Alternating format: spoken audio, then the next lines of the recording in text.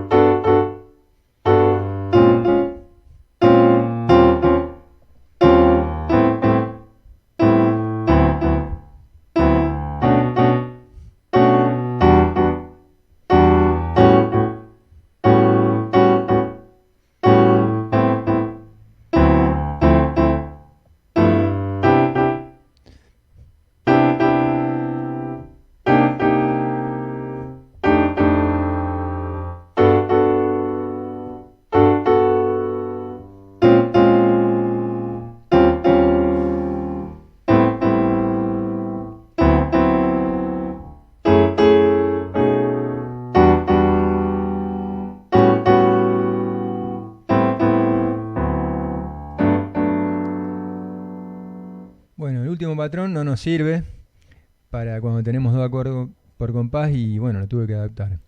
Pero es muy interesante para algo que quise compartirles, que tiene que ver más sobre cómo poder, a partir del último patrón, desarrollar un toque más pianístico, de empezar a abrir un poco las voces. Como lo dije en algún video de los anteriores, que estamos muy atados a un voicing que nos da una fórmula, pero la idea es ir conquistando la libertad. Y bueno, parto del voicing y de esta célula rítmica que fue la última para tratar de reconducir alguna de las voces y tratar de abrir un poco el registro en el piano. Lo que voy a hacer ahora es mostrarles la secuencia con otra disposición, que dicho sea de paso no es ninguna de las dos que les compartí en el primer video, lo cual no quiere decir que no sea válida, todo lo contrario. Lo que pasa es que yo lo que le compartí son las dos disposiciones con las cuales se suele aprender y que son las más utilizadas, pero en la práctica está en nuestra responsabilidad y nuestro sentido de abordar las cuatro, claro está. Lo interesante de esta fórmula de poder descender una nota una octava, que en realidad es una técnica que tiene el nombre de drop, en este caso sería drop 2 porque descendemos la segunda más aguda viniendo desde la mano derecha, que es donde estaba el voicing. Entonces, si nosotros tocaríamos el tema, el sol, lo bajaríamos abajo, nos quedaría así, quedaría abajo. Lo mismo con el do menor, que sería así, si lo bajamos a la mano izquierda, nos quedaría una octava abajo. Muy interesante, por ejemplo, acá, que tenemos dos clústeres en la mano derecha y quitamos uno para bajar ese sol abajo y nos queda un clúster en la mano izquierda. O como pasa en este sol, que también tenemos un clúster de arriba y al descender el la octava de abajo con la mano izquierda, el clúster nos quedaría en la mano izquierda. Y así pasaría con todos los acordes. Este acorde, si bemol menor 7, nos quedaría así. Y lo más interesante y provechoso de esto es que este fa lo paso abajo, nos queda un voicing que estamos tocando ya más de un sentido, con un objetivo más pianístico. Este si abajo, ya estamos tocando dos notas con la mano izquierda, pero ya desde otro criterio, desde otro punto de vista, no atados a una fórmula. De alguna manera hay un criterio, una fórmula, pero lo estamos haciendo desde otra perspectiva. Y después nos quedaría así todo. Perdón.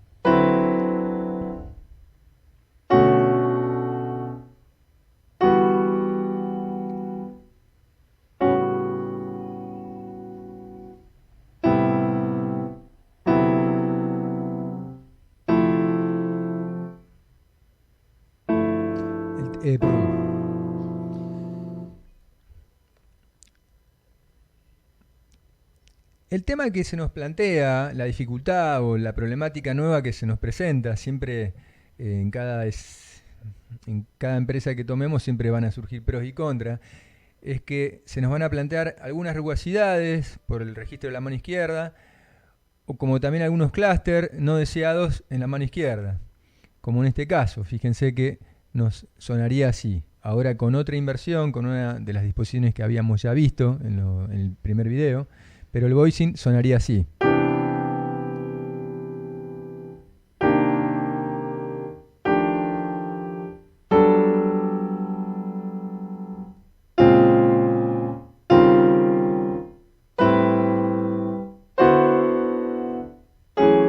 Acá serían dos acordes.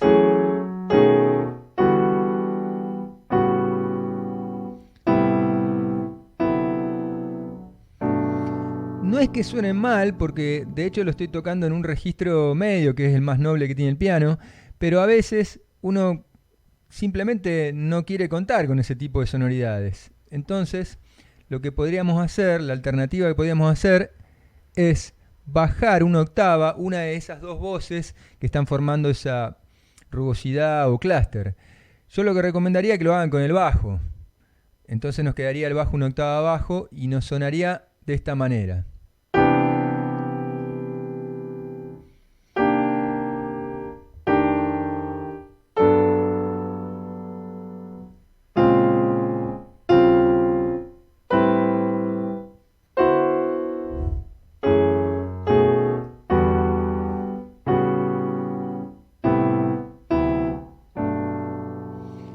Bueno, y por último, lo que voy a hacer va a ser presentar un aspecto interesante que probablemente lo sigamos viendo en un futuro, pero que bueno, la idea es, a partir de la última célula rítmica, del último patrón, y siempre sobre, obviamente, sobre el drop 2 que estuvimos viendo recién, es tocar el voicing, pero no solamente dropeado, sino también quebrado.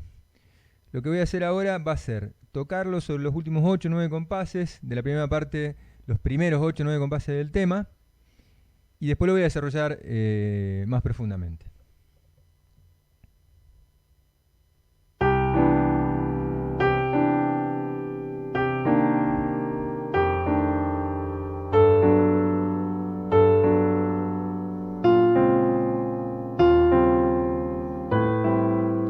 Bueno, hasta ahí está bien.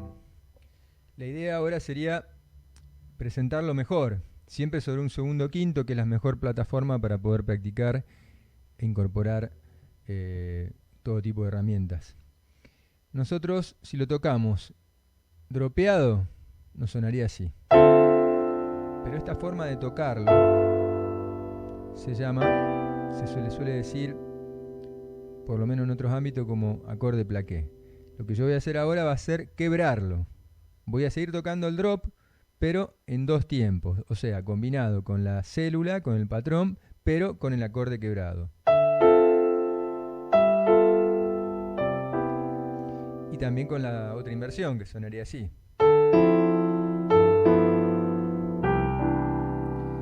Hasta aquí, más allá de este pequeño cambio, es más o menos como hemos venido viendo todo.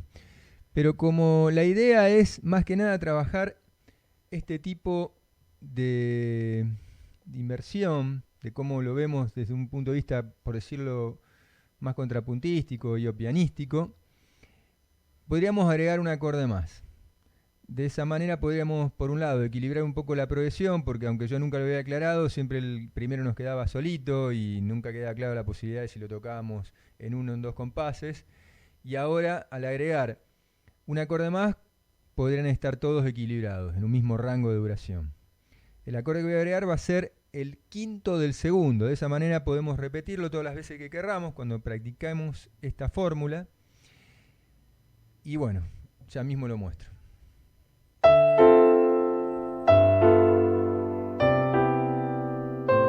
Luego podríamos repetirlo e incluso repetirlo ya pero con otra inversión. De paso abordamos ambas disposiciones, que son las dos más importantes. Después, si quieren, está en uno trabajar el resto de las disposiciones, pero estas son las dos necesarias, porque siempre vamos a tener la necesidad, cuando toquemos el piano o cualquier instrumento, pero en el piano, en esta situación en particular, de disponer, de, aunque sea de dos disposiciones, que nos permitan ir cambiando cuando el registro se nos va yendo hacia un extremo u otro. ¿Cómo estudiarlo? Sería la pregunta. Bueno, mediante la misma progresión que había mostrado en el primer video, por tonos descendentes, que es la mejor a mi parecer porque es fácil, relativamente fácil, y nos demanda solamente una sola reconfiguración. Y obviamente sobre segundos quintos, que empezaríamos primero a partir de Do mayor, más precisamente del segundo de Do mayor, que sería Re.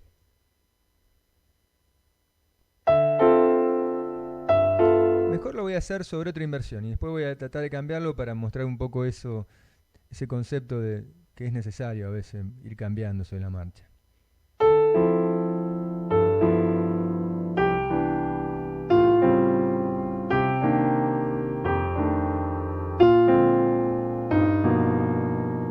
Y acá lo voy a cambiar, sí, definitivamente.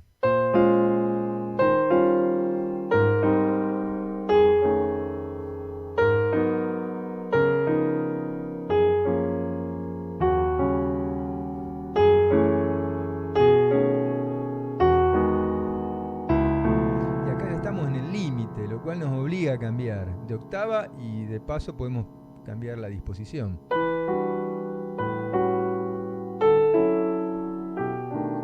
Y ahora lo que voy a hacer va a ser reconfigurarlo a partir de Si mayor, o sea del segundo que sería Do sostenido menor.